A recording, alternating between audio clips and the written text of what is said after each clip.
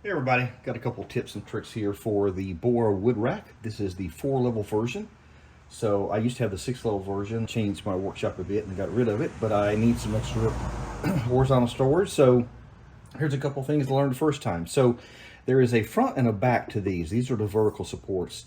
The front has kind of indentations for when they drill the holes, they kind of go in. So that's where the front goes because you have to put screws and things in there.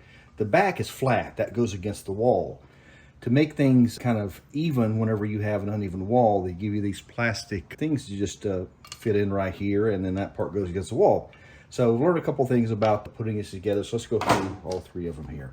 So the first thing we do is sometimes when the drill bit comes out, it leaves a little rough and it's not flat, so I'm just going to chamfer the edge a bit. This is just a chamfering bit, just to make that flat.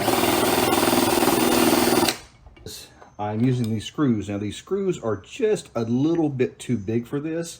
So what I'm going to do is I'm going to go ahead and drill one of those in and out just to make sure that it fits.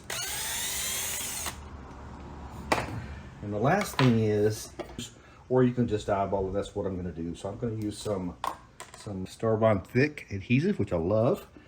Just put a lot on here, and this is not a structural thing. This is just to hold it on because I found it's really hard to basically hold this and trying to get everything aligned at the same time. So just putting this on here is, you have to put these together most of the way before you start putting these. So I put one here just because it was in frame better than over here, and I should have put it over here because what has to happen is you have to put these screws in, and this is what the vertical supports or horizontal supports set on. Okay, so now I have kind of locked that in place, but probably what I can do, I think that may be okay because I got one right there. Okay, yeah, I'm fine. So I'll put one there. So this has 4 supports, so it'll be 1, 2. So yeah, so I'll put that. Yeah, I'll put that up. I can always just take the screw off.